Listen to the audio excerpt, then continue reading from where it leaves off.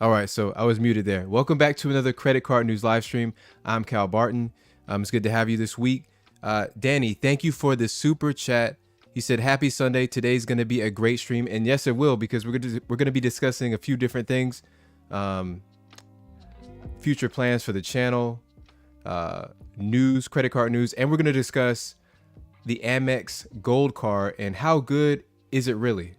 Is it really a good card? There was a large discussion going on the forums, and I just wanted to dive into that a little bit. And I actually have a few questions to answer from some of my audience members, and so we're going to talk about all those things and a few things here. I want to say what's up, DJ Bruce Wayne. You said, what did you say here? You said there was snow in New York City. I'm in New York, so I'm bracing myself. I'm watching that newscast very closely. Willie Beto, what's up? How you doing? F. Davis, good to see you. Danny, Steven Shelton, Johnny Jimenez, I remember. What's up, man? How you doing? Walter Holloman, Miss Barton. It's good to see everybody here. So let's get started. Here we go. So first news story we have: credit card debt from holiday gift shopping may not be as explosive this year. So a larger than normal group of Americans who are trying to avoid going into credit card debt from making too many credit card purchases this holiday season. A survey by the National Retail Foundation, or Federation, of over 7,000 shoppers found that 43% of shoppers plan to primarily use debit cards to make holiday purchases. That's probably smart for most people. The largest share since 2013. Meanwhile, 38% of respondents said they'll probably primarily use credit cards, the smallest share since 2015. So listen, it's best to use credit cards because you're getting between 1, 2 to 5 or 6% back, and it doesn't. If you're good at using, if you're good at not spending more than you make and then you have in your bank account, credit cards are a great way to go. And what people don't understand about credit cards is that we're all using them. We're all paying for them all together. So even if you don't use a credit card and use a debit card, or you just use cash, you're still paying an inflated price on these items, because guess what? The merchants bake in those credit card fees that they have to pay to the banks and the credit card issuers into the price of the goods and services. So we're all paying for this. You might as well take advantage of using credit cards to your advantage. And so, I saw this really interesting video, and I'm thinking about chopping it up from Dave Ramsey, and he just went in on FICO scores. He just couldn't stand it. People using credit cards and paying attention to FICO scores. And listen, the system, you have to play the hand that you're dealt, and the hand that we're dealt currently is that we have prices that have credit card fees baked into it. We might as well take advantage of this cash back and rewards that you can earn. So the remaining shoppers plan to make purchases using cash or by writing checks. A TD Bank survey of over 1,000 Americans' holiday shopping habits suggested that the gap between people primarily making purchases with debit cards over credit cards could be even wider. 42% of respondents said. So it goes on to kind of extrapolate or expand on that. Typically credit card purchases, from my understanding, is a little bit higher than debit card purchases, but people end up, I think 40% of people end up rolling over their balance, paying interest and things like that. So it's really good that they're moving over to using a debit card for this time, because you can really spend in excess when you're shopping for gifts. Next story: Walmart checking and Apple savings. There's different motivations, but there's similar outcomes. So Walmart and Apple have announced plans to offer traditional financial accounts. Walmart's customer checking account may advance financial inclusion by increasing account access to unbanked and underbanked consumers. Apple's consumer savings account may change how credit card issuers offer rewards to their customers. Both offerings are likely to increase competition in the financial services industry, though whether they ultimately benefit consumers remains to be seen. So we're seeing these large behemoth monolithic companies move into other market categories like the financial services category. You saw Apple partner up with Goldman Sachs to bring you the Apple Card, and it looks like they're more moving in that direction now, offering a checking account. They already have the Apple Cash account, so this only makes sense. Other competitors in the market are like angry because Apple is charging a small fee for all Apple Pay transactions, and they don't want more players into the game because it's going to bring more competition, and their profit margin is going to get cut.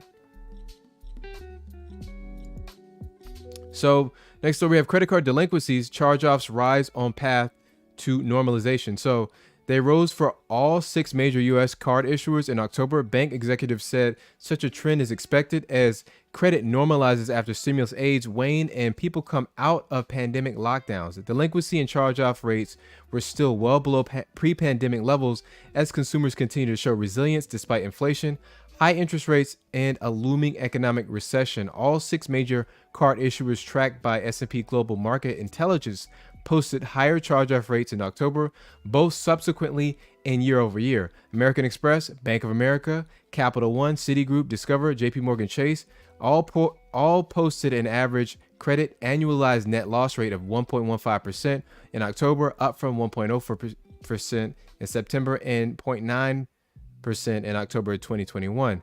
However, the October figure was about half of the 2.3% recorded in February 2020, just before the pandemic was declared in March. So Capital One posted the biggest year-over-year increase of 48 basis points. So if you don't know what basis point is, just 1/100th of a percent. So 100 basis points is 1%, and 1 basis point is 0.01%.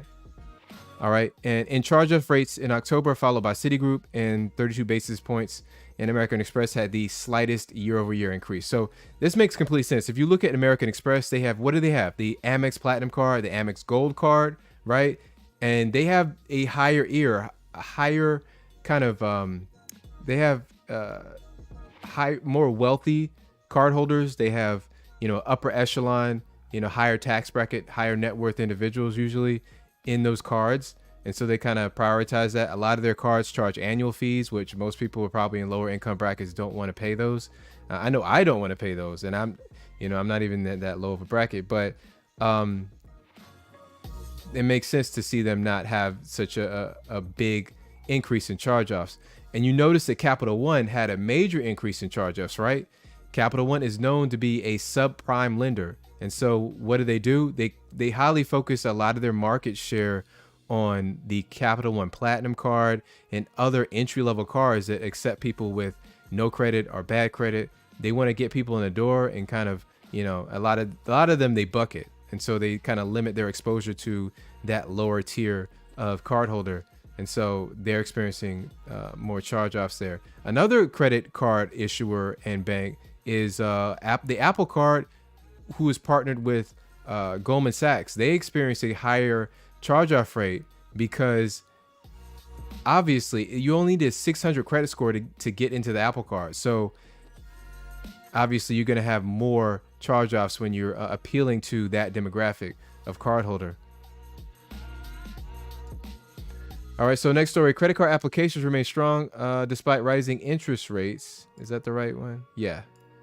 So credit card applications rose this year as Americans confront higher everyday expenses for necessities like food, gasoline, and rent. According to a New York Federal Reserve Bank survey, the application rate for credit cards hit 27% in October, above last year's level of 26% and the pre-pandemic reading of 26.3% in 2022. The typical application rate for credit cards was 26.7%, about 3.6 percentage points higher than last year. So application rates rose for Americans with credit scores over 760 and fell for those with a score under 680. The rise in credit card applications is somewhat concerning because interest rates are astronomically high right now. And just to kind of highlight and buttress that point, you have cards that are actually going over 30% interest. Can you believe that? Is that like mind blowing? They're going over 30% interest for some of these store credit cards, and it really is a shame. But a lot of people thought that there were safeguards against that, but there's actually no restrictions in most states for going over that 30%. It was just kind of like a gentleman's handshake, that they didn't do that. And so it's just so that's definitely true.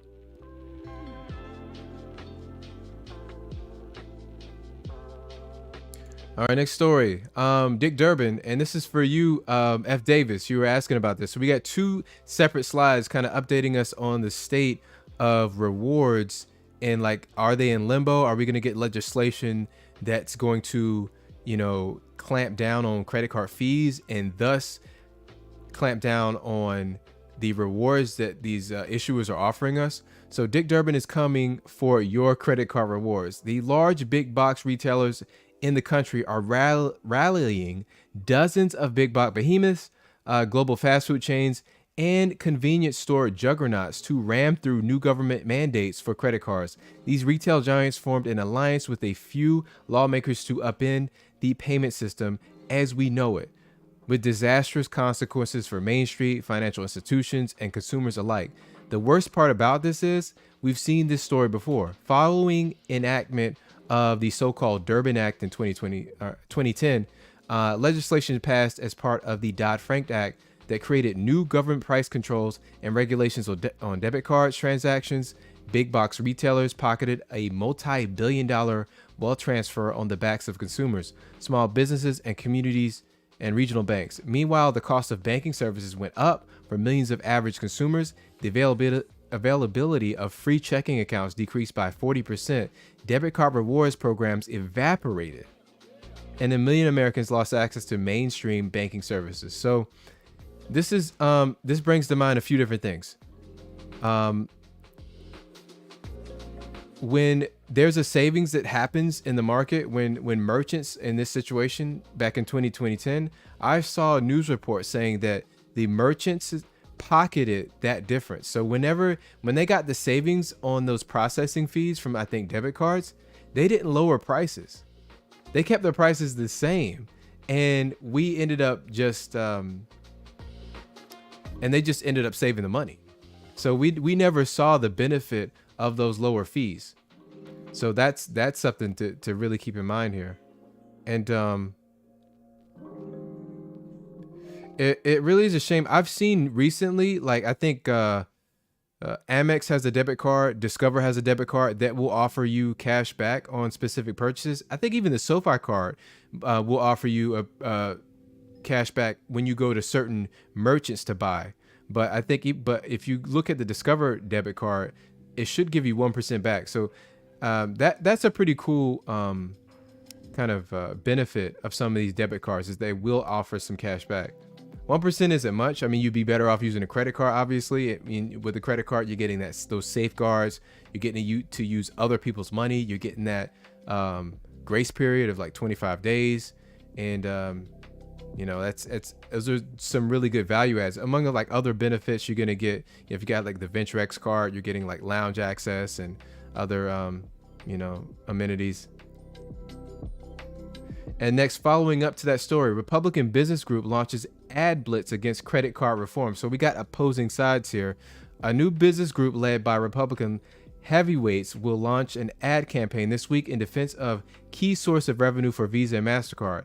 The American Free Enterprise Chamber of Commerce, which has branded itself as an alternative to the U.S. Chamber of Commerce, is hoping to gin up opposition to the Credit Card Competition Act, bipartisan legislation that targets the $77 billion banks and payment companies collect from merchants each year whenever consumers swipe their credit card. So this gives us like some really good insight as to how much profit or how much revenue they're generating. That's $77 billion.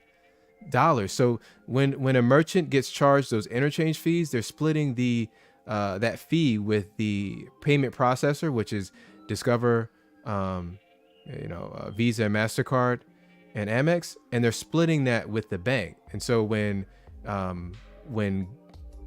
you use your Apple Card, for example, Apple's getting a small percentage of that transaction, and then Goldman Sachs is getting another percentage, and I think there's 3 players in that ring there, but you're gonna get Goldman Sachs having a part of that transaction. And I believe that's a MasterCard. So MasterCard's getting the other half, or the other percentage. So they're trying to eliminate, or at least clamp down on how much they're able to profit from those transactions. A lot of people don't even know about that. If you're not like a credit card enthusiast, you're not going to know that they get paid every time you use the card. That's why they always incentivize you. I get like targeted offers. I think my one that comes to mind is through the Venmo credit card. I've had some really good targeted offers with that. I remember I had a $50 targeted offer where if I spent like $500 in a month, then they would give me $50. I just got one in an email. If I spend $100 through Amazon, I get like $10. So that's like a 10%, cashback situation. But they want you to continuously use that card because they're getting a cut of all those purchases. All right, next, credit card reward trends reveal that millennials are saving while Gen Z is donating to charity. All right, and this kind of surprised me. So Imprint, a credit card issuer, analyzes the data collected from its co-branded cards to personalize its rewards programs with customer trusted brands. In doing so, Imprint noticed striking differences in how millennials and Gen Zers, or Zoomers as I like to call them, are using their rewards. Imprint's data shows that while millennials are holding onto their credit card rewards for longer periods of time, I don't, by the way. I think I hold on to my rewards like 1 to like 3 months. I know it's very common for everybody to wait for that. What do? You travel, you might save it up for a year, and then when it's time for, you take a week or two vacation, you use the rewards. I don't really do it like that. So I'm a little different. But what do they call that? Aspirational travel. If you're aspirational traveler, hit the comment section. Let me know. If you use charity, let me know in the comment section. Do you use charity? Because I've never done that. I think there's, I would rather go directly to the charity. Who knows who's taking a cut of the, I hate when you get middlemen in the way of the charity, right? We don't even know if the charity is using the full, $1 or what percentage they're using of the money you donate. But then you got a middleman. They're probably taking a cut of that too. I don't like that.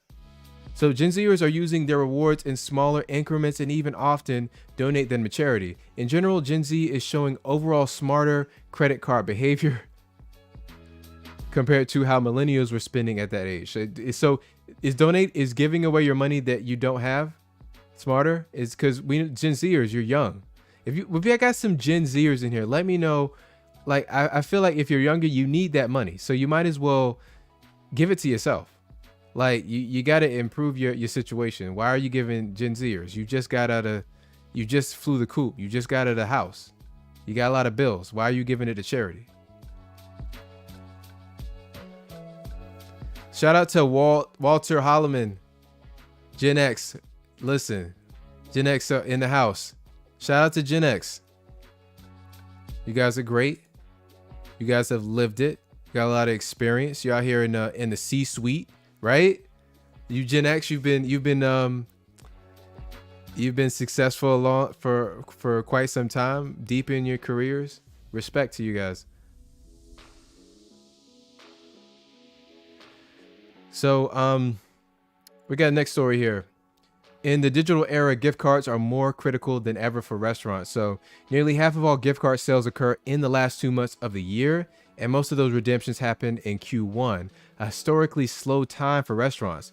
The promotional push has become a bit more aggressive in the past 3 years as restaurants diversify their revenue streams amid crisis. So further, that promotional push has largely come via e-commerce channels as consumers have become more digitally dependent. Paytronics data found that gift card sales on Cyber Monday jumped nearly 14% and 18% in overall dollar sales. Digital cards experienced a 31% increase over 2021.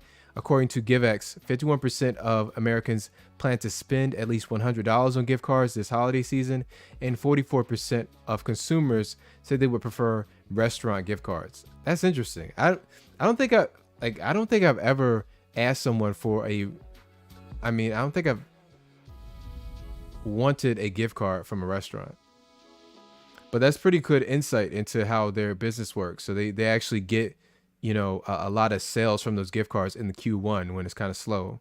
I never knew that. I generally don't think gift cards are a good gift. Like I feel like it's a lazy gift. Why not just give you some cash? Like why not you just use Cash App? Zelle me some money rather than give a gift card, because that you can do anything with cash. Cash is universal. Gift cards are not. You have to use them at one particular spot, and they expire. And if you try to use your gift card, so if you go to like cardcash.com or some other website like that, you can sell those gift cards, but you're gonna pay a fee for that, you know? So it doesn't make sense. And I believe a considerable portion of these gift cards never get redeemed. So that's just money that they don't have to spend. That's just free money for them. All right, next, let's finally talk about, and actually I need to move these slides around. Let's talk about the Amex Gold card. I almost slipped up there. Let's talk about the Amex Gold card. Is it worth it? Let me take a look and see what you guys think. Let's look at the percentage. Whoa. You guys say that, I said, is the Amex Gold worth it in 2023? And 43% said no way. 57% said yes. So there's a lot of, that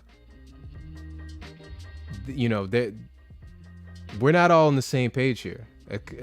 Almost half of you guys think that it's not worth it. Why is that? Nino said, "What's up, Nino?" You said, "Not for me." I don't have the gold card. I respect the gold card. I've seen enough people have really good experiences with that. I know Amex has great customer service. But I know I just got 2 Amex business cards, so I'm in the Amex ecosystem on the business side. But the gold card it's just something that didn't work for my spending habits. All right, you said F Davis. You said I don't have the gold card. Okay.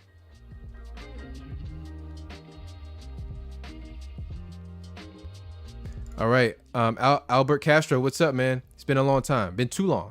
You said had gold card, did not work for me. Got me the Navy Federal Credit Union. Got 2 cards with them. I haven't had, and that works for you. $20,000 on your on one of them, and then on the flagship. Okay, very nice. Those are really good limits too.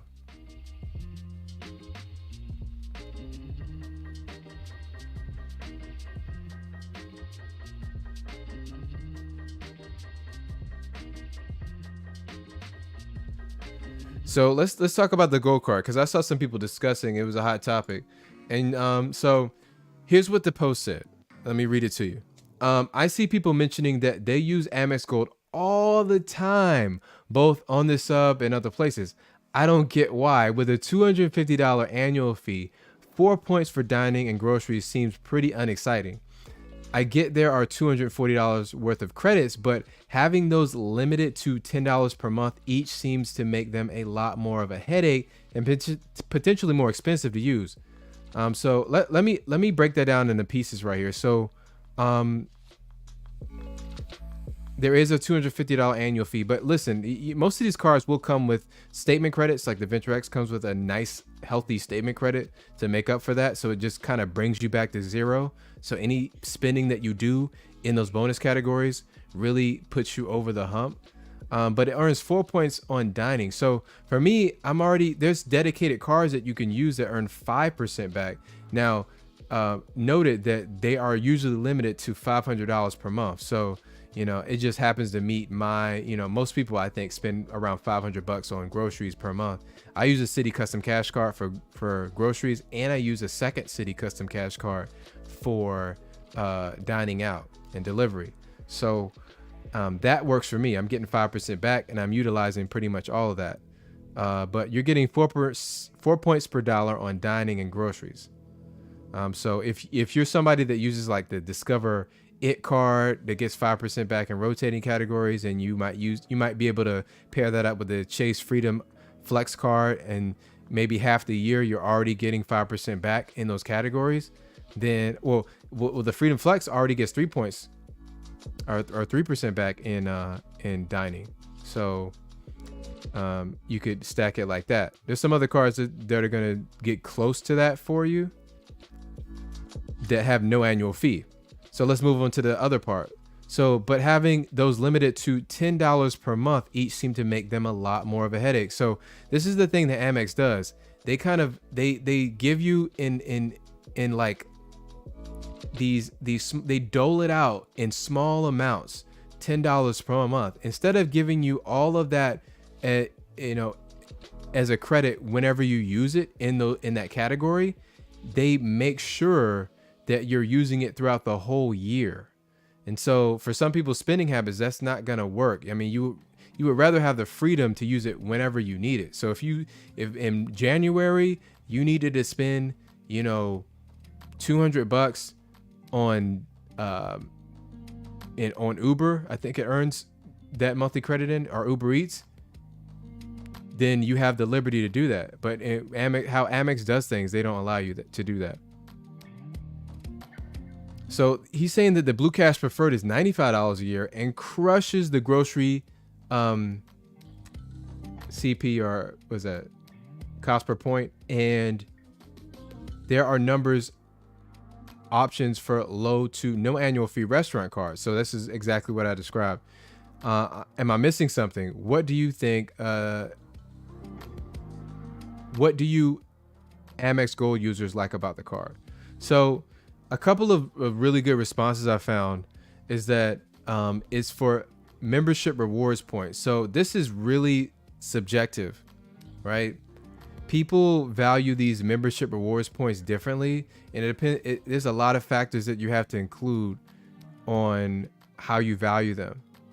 So it depends on, are you the type of person that wants to go really hands-on with your card and get very involved in the Amex ecosystem, looking at, you know, it's going to be primarily used for travel. So, you know, they say that you can get between upwards of 2 plus. So you could get like 2 to 10% or 2 to 10 points per dollar when you transfer those rewards to travel partners. Now you will have to keep up to date with those travel partners and all the requirements that they have, who's in the system with them, what kind of deals are coming up, and they're primarily going to have to be used on upper level kind of flights. So you're going to have to, from my understanding, you're going to have to be wanting to upgrade your seat status to business class or first class on international flights. So if you primarily fly domestically like I do, right, and you're not interested in keeping up to date on the latest deals for domestic travel partners, and if that's really a good deal, and you don't want to deal with all those requirements, because once you transfer to a travel partner, there's no going back, and there are blackout dates, and there are requirements that you pay taxes on some of those transactions. So you have to be aware of all of that information, right? So this is the caveats that I put on that. Now, if you're willing to do all that, then you can really value those membership rewards points pretty high. Next, I use Uber and Shake Shack every month, so my annual fee becomes $10 effectively. I say that's worth 4% back. So listen, if this is really, he's talking about their spending habits, right? So I personally don't use Uber Eats. Like I've used DoorDash, so they don't have a statement credit for DoorDash. So it's not gonna really be up my alley. It's not gonna be my cup of tea. And I do have a problem with them doling out the $10 credit. Why not give it to you up front? You know, obviously they want to guarantee that you're using that on a sustained, consistent basis to get your money back. So one person said it's shiny. Now that's legit. A lot of people laugh at that. If you're not in the credit card enthusiast community, then you probably think this is silly. You don't care about it. But a good metal card, right? Like this Amex, right? Amex Business, boom. Like that doesn't bend, right? Nice and metal. A lot of people love a good metal card, like the feel in hand, like the, sometimes you like to, just like knock it on some, on the table, hear that sound. So that's why some people are going to like that. Oh, EHJ23, what's up, man? Let me read that message. Thank you again for the super chat. He said, hello, everyone. Hope all of you and your families are doing well. Happy and Merry Christmas. Many blessings. Thank you, Cal, for all you do, brother. It really means a lot. Late to the stream due to OT grind. Listen, Oak, I like that you're grinding. You know what I mean? You got to buy those presents for the family. So respect to you. And thank you for the super chat. So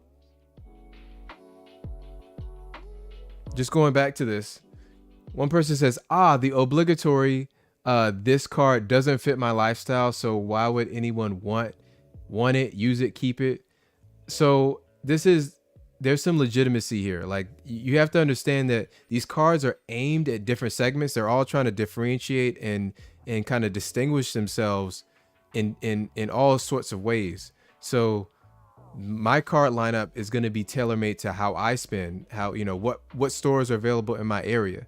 Where am I located? Some of these credit unions are under geo restriction. So they're geofence. So you can't get it if you're out of the state. So if you don't do much traveling, then a travel card doesn't make sense for you, right? So you do have to keep that in mind. Just because somebody spends all their money on Uber Eats and they would love to get a card like this, and you always, you know, cook your meals, that doesn't mean this card isn't good for somebody. And another person said, I'm in the military, so all the benefits I get without having to pay an annual or late fee. So this is a really good pro tip. If you're in the military, I think it's active duty, but it might be more than that, then you don't have to pay fees on these Amex cards. So you can go ahead and get that Amex Platinum card that has a $695 annual fee, and that's going to be completely free for you if you're in the military.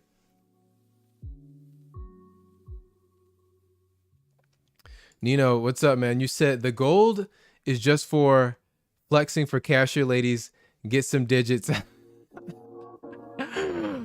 I'm going to get for 1 year just to say I had it and get the bonus and transfer those bonuses to my Amex Business Plus card. Okay. I like that, man. So are they not going to claw that back? I'm gonna have to look deeper into that. So you're gonna be able to benefit from the sign up bonus without paying the annual fee? Elaborate on that for me. So I like the way you're talking there. All right, so next, I already use Uber Grubhub more than once a month and would without the card, so it's effectively $10 a month for me. Anyway, I would do this without the card, so it makes sense. So this is a person who would like to have the gold card. We eat out a lot and get a dinner with friends often. I've gotten an absurd amount of points back from putting group dinners on the card and just having people Venmo me. I like having membership rewards points for once a year big travel plans, and I've regularly gotten 2 to 4 cents per point in redemption, so it works. So listen, this guy, obviously he's using every part of the card to its fullest, and when you're doing that, it makes sense. Personally, with my philosophy with using credit cards, I like a hands-off approach. You know, I do like the aspect of picking the correct card for the purchase, and that's about it. Everything else I want to be automated. And I actually did that with this kind of this card that's really not available to everybody, but it's as simple as I can make it. That's what I love to do. That's why I like how the Amex Blue Business Cash Card, I believe I said that right. I like that they will redeem those rewards and just give you the cash back automatically. I love when cards do that.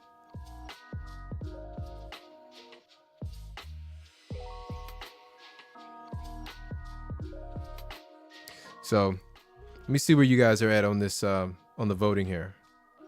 Where are we at after that whole discussion? All right, so it got even worse for the gold card. It's even worse now. Just about 50% of people say that they don't want the gold card. I didn't know it was going to be that high.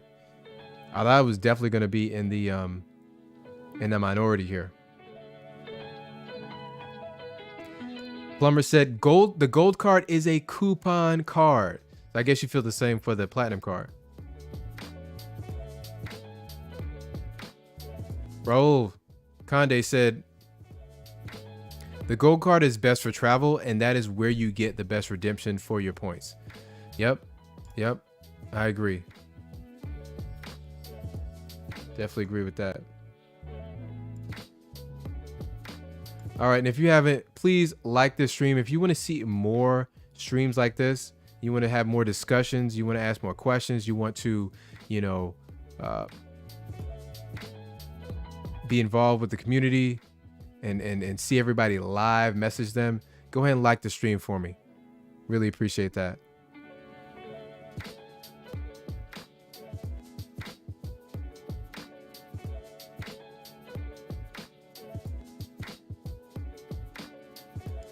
All right. So I want to let you guys know about Fidelity. Has a $100 bonus with cash management or investing account. So I just actually signed up for a Fidelity cash management account because of this. I only mention deals like this because they're so easy to get. So there's no requirements. So there's no direct deposit requirements, which kind of limits all of these kind of signups. You just have to deposit $50. So what you have to do is you must deposit the $50 within 15 days of account opening, and you must leave the rewards that you get in there for 90 days. So once you do that, you get $100. And actually, if you also create a goal by December 31st, you're gonna get $25 for that as well. So I think that's a pretty good deal to take advantage of. Cinnamandus, what's up? You said I did that bonus last year. So I'm a year late, right? So that's what you're telling me. I'm a year late. Cinnamon, I know you're always on the deal. Cinnamandus, if you could drop what is your favorite deal going on right now for bonuses, let me know so I can go ahead and blast that out for everybody. I know you stay up to date on that stuff. So Robinhood is launching Robinhood Retirement IRA. So with 1% match. So this is just what's going on. They are offering a 1% match with 0 commissions or account minimums. At the moment, you have to join a waitlist before you're invited. And there are some restrictions, though, on that 1% match. You do need to keep matched funds in the account for at least 5 years. Otherwise, a fee might be charged when the funds are withdrawn. Funds must be new to Robinhood, and match is capped at the annual IRS limits for contributions. And one funny comment I saw, I don't personally use Robinhood. I just felt like it was a good, news story to report. But they said in 5 years, Robinhood will be gone. I don't think it'll be gone in 5 years, but I do think that the interest in Robinhood is kind of waning now. And yeah, I think that it's becoming more unpopular. I want to answer this question real quick. Interesting. Al-B or ALB, what's up? You said Cal Barton, have you used your VentureX yet? So I actually just used the VentureX for a ticket to fly my son up to New York. So I used it first time. Well, actually, I used it for a minor purchase before that, but this is the first time I used it for travel. And so I went into Capital One travel website, and I just booked a flight. I believe it was with JetBlue. Yeah, so I booked a flight with them, and I got the the 5 miles per dollar back for that, and I also got the $300 statement credit. So you're getting a $300 statement credit and a $100 yearly anniversary credit. So I actually got that, and it only took maybe like 2 or 3 days to get that credit. So that was nice. I have used the card.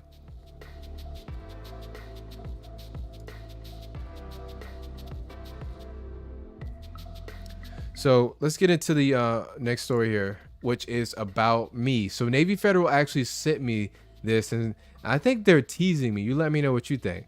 Navy Federal sent me a letter saying, here's where you belong. And when I opened it, it was a pre-approval for one of their, entry-level cards. And I'm like, why is Navy Federal sending me this? Is this, I was hoping that it was a sign that Navy Federal is opening to everybody, because right now you have to be affiliated with the military in some way. or be living with somebody in the military, and then you have to use their kind of code or you have to use their information to get invited. So I just thought this was interesting. Why am I getting mailers from Navy Federal when I'm not in the military? It's weird. This is weird.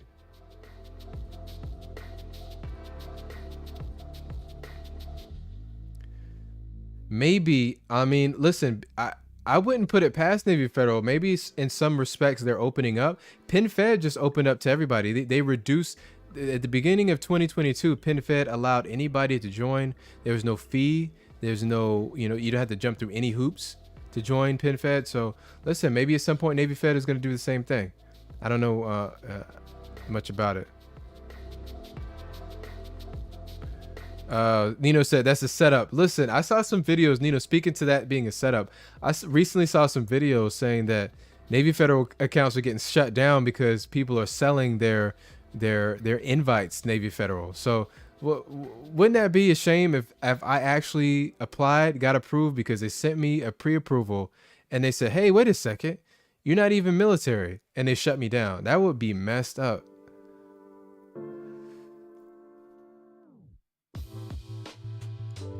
Corey Pitt said, no, Navy Fed just did an audit and mass closing of accounts. Okay.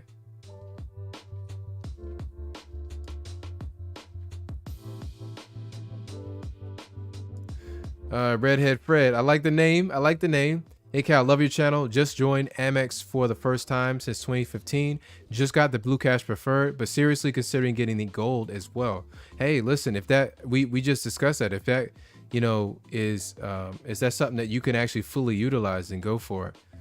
There's a lot of value there, I think, if you use those transfer partners to the fullest, and you use those statement credits to bring that annual fee down.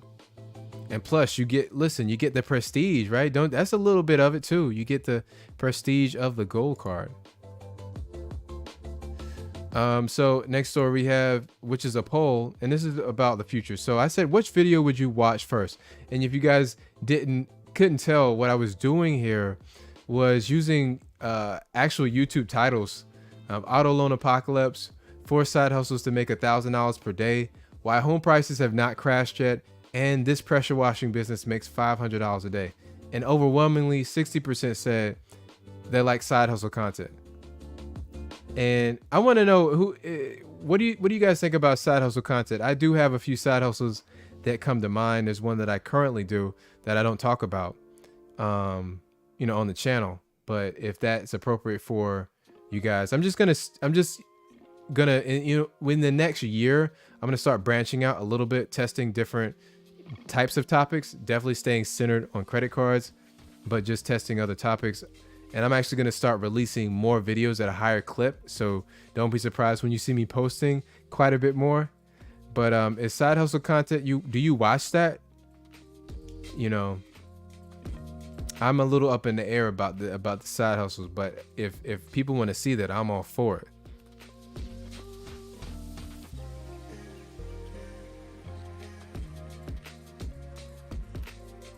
Hey, F Davis, man, thank you for this super chat. You said, as always, a great stream. Thank you, man. I love seeing that that you're enjoying the stream, and that everything's up and running properly, and you appreciate it. Oh, and F Davis, be on the lookout. F Davis, I had you already know. I got your email as well about the wallet. Be sending that right over. Most likely tomorrow, I'll be sending it off.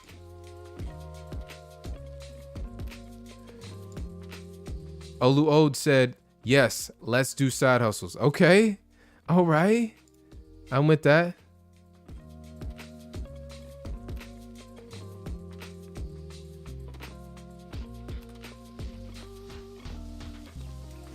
Cinnamana, she said, I have a side hustle. I own and operate an ATM. Okay. I don't think I've seen a video on that.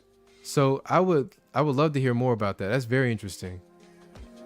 Is that ATM at your location, at a store, maybe some business that you own?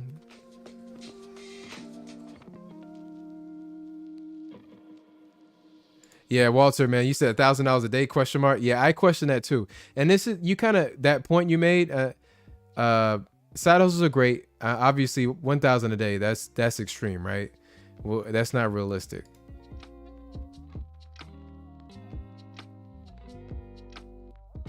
Corey Pitt said, my favorite card content is company specific, category, and overall tier list.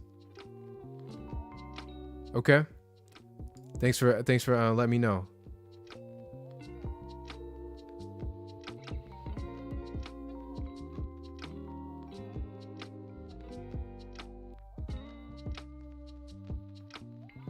Johnny Jimenez said, when I'm not busy, I'll do a side hustle that will pay me about $1,200 minimum to $1,500 a day. Wow, that's great. That is great. That $1,500 pays a lot of people's mortgage. You know what I mean? So that's big time. Yeah, Darren Hilton said 1,000 a day is no longer a side hustle. That's a profession. Yeah, that's gonna be your main hustle, which is your job or your business. That's a good point. All right, so next, if you haven't yet, definitely take a look at downloading the 12 credit limit increase strategies. This is my cheat sheet. I got 12 different kind of explanations of strategies that you can try with your credit card issuer to raise that credit limit up. And I've been basically developing this over the year. I've been improving it over the last couple of weeks, and you can access that in the pinned comment. You can sign up for this and download it in the pinned comment on this stream. All right. And next, I want to talk about Cliff Cothran. He posted this comment in the stream before it started, and I wanted to tackle this. He said, I look forward to your weekly live streams. Could you take a moment to explain if it's possible to escape a Capital One bucket without applying a new credit card, please? Is my bucketed platinum card bucketed forever? So long story short, it's technically not bucketed forever, but for a lot of people it is. And the fastest way to increase your limit would be to apply for a new card. The hard road is getting out of the bucket. And just to help you out, with that credit limit increase strategy cheat sheet, it comes along with my newsletter. And so that when you sign up for that and you download the cheat sheet, you also get access to my newsletter that I put out weekly. My most recent post on that newsletter was a study of a person who got approved for an increase with a platinum card and with another Capital One card that were bucketed. And I kind of go through all the steps that he took. And then I explain what, my thoughts and my take on how that worked for him. And there's a link. I actually was able to break this out into a web page. And so I'm going to link to this study, this case study I did. And this is from my newsletter. So I'm going to post it right in the chat if you want to take a look at that. If you're having a problem, here you go. All right.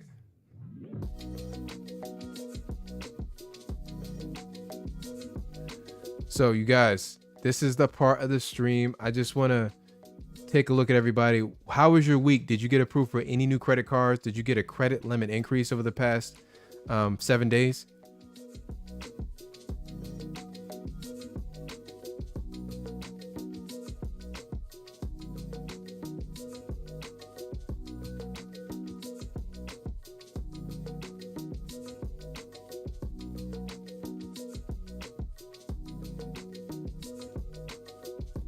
Jamie Hanley, you said, over the summer, I used your tips for both Capital One cards I have, and they denied me. I'm stuck at around $5,000 for each card, and I've had them for 4 to 7 years. Wow.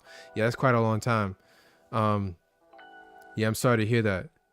It's, I think for me, I came into Capital One when I already established, I didn't have a Capital One card before, 3 years ago. And when I came in, I had a $15,000 limit.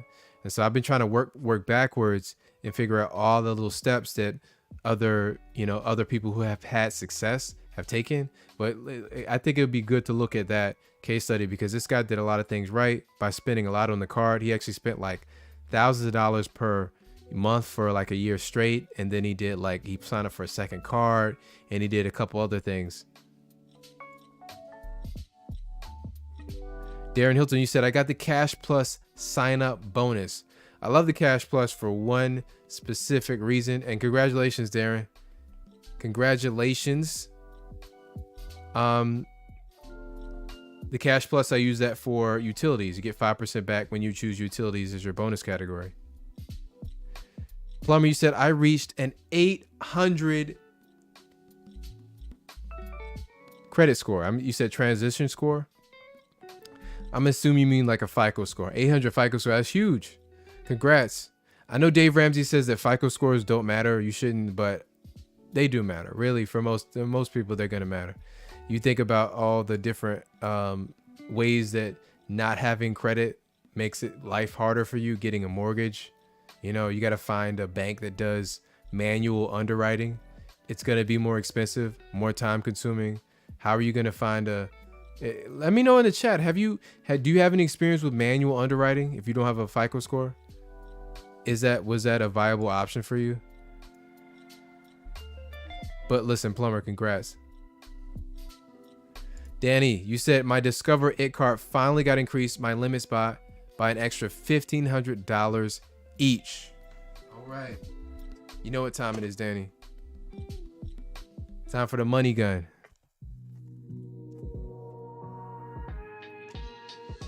$1,500 for Danny. Congrats. I love it.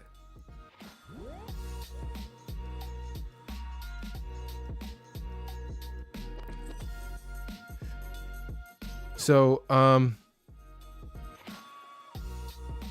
Nino, you said, yes, you got an increase for your Navy Federal card from $12,000 to $20,000 on your cash rewards cards. Whoa, that's big time. And you know, $20,000. Yeah, I love to see it. Those are big limits over here, man. Big limits.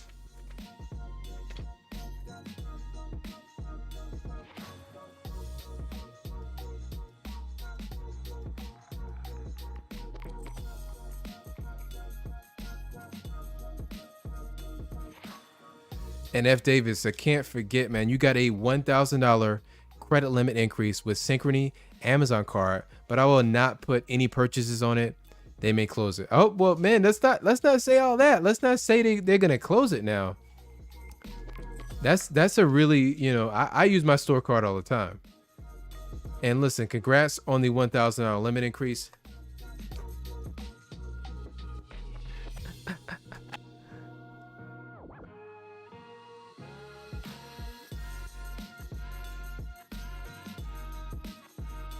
Right of the line said, I trust Dave Ramsey about as much as I trust Susie Orman. Listen, Dave, you know, I think you got to really take you got to take it issue by issue.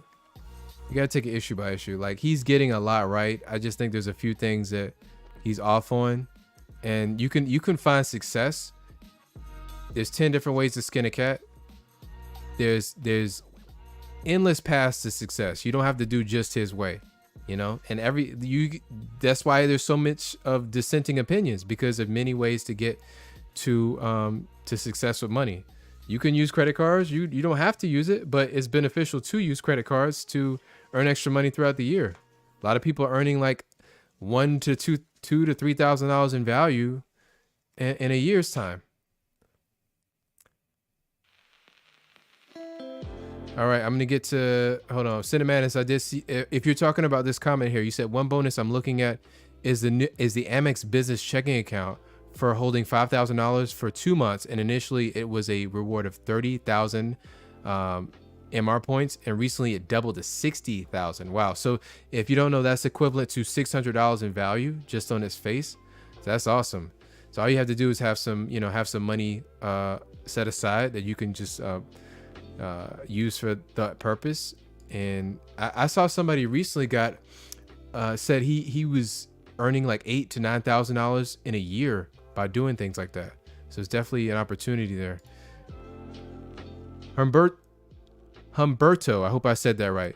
Thank you for the super chat. Listen, Humberto, thank you for the super chat. And I don't think I've seen you here before, but you're welcome every single Sunday at 7 p.m. You said, if I request a credit limit increase in a Citi card before the 6 months of opening the account, do they still automatically review my account at the 6-month mark to give me a credit limit increase? Wow, that's a good question. Yeah, I believe I know for a fact that the credit card companies are usually, I shouldn't say that. The 6-month mark is a good rule of thumb for expecting a credit card issuer to review your account and do a soft pull in your credit. But I'm not sure what the answer to that question. I want to say I don't have a very hard answer to that question.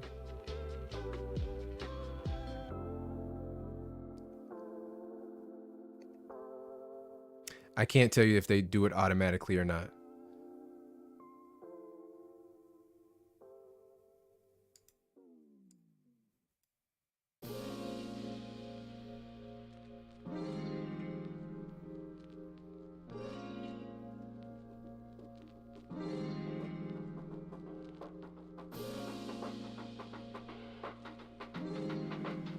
Oh, okay. So I have another person here. We got to increase. Walter Holloman. I should say Walter Hallman. $1,000 credit limit increase on my Sam's Club card. Almost forgot. Listen, we got $1,000. That's not the biggest increase, but it's something. You did get an increase. You're moving. You're making moves. And guess what?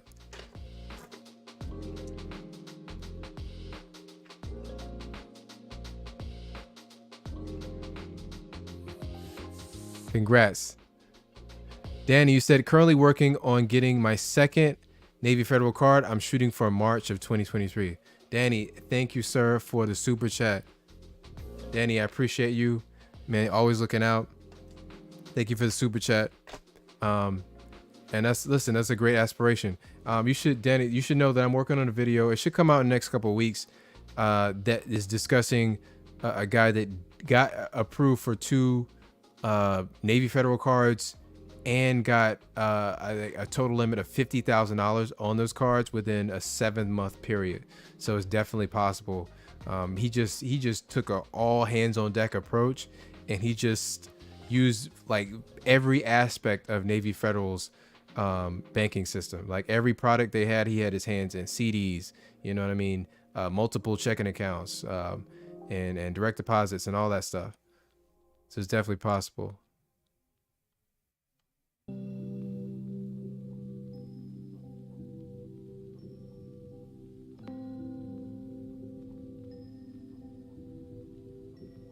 All right, Vibes Addict Entertainment. You said, Cal, I'm trying to get a Navy Federal American Express card, but like 3 months ago, Navy Federal upgraded my Secure card to $650. Can I get the Amex Express card? So you're talking about the More Rewards card?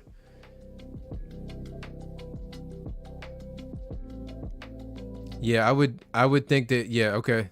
I think Don Johnson just answered your question. There's Don, you said Navy Federal has a 91 days apart for credit limit increase in $8,000 increments. Yeah, so you definitely want to wait a few days over that 3-month mark to go and apply for it. As far as if you're gonna get approved for it, I'm not sure. Just because that, I'm kind of a flag for me is the secured card part. That's kind of a leap to go from a secured card at a $650 limit when they usually offer pretty high limits on their cards to begin with, and you didn't already have the kind of their standard card already. So that might be hard to do.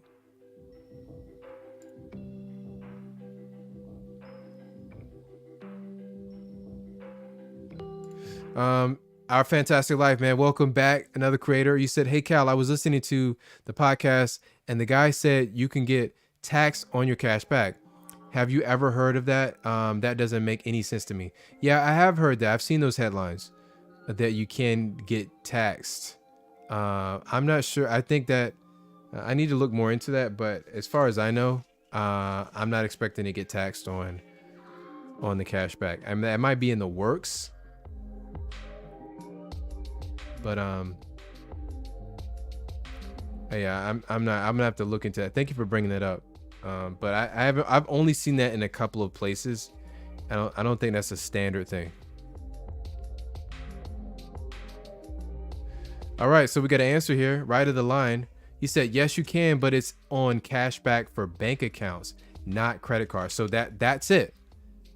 That's it right there. Thank you, Ride of the Line. So when you earn those big bonuses for those bank account sign up bonuses, I believe you're talking about, that's when you're going to get taxed. And listen, those, and it kind of makes sense. I'm going to double check that, but those bonuses you get with the bank accounts, they're huge. Like some of them are offering $1,000 to sign up with them.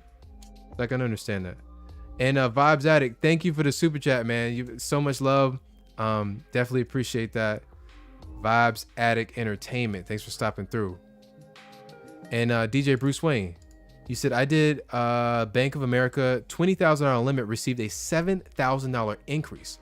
Whoa, is that the biggest increase? No, it's not. I think Nino had a slightly larger increase, but that is massive. So you get, oh, it's covering the camera. Whoa, I got money on the camera lens here. Congrats.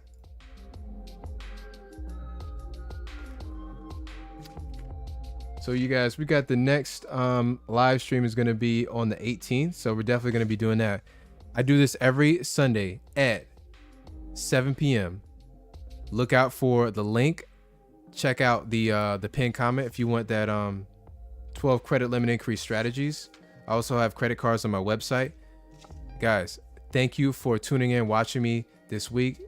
It's good sharing this moment with you, and y'all have a great week, okay?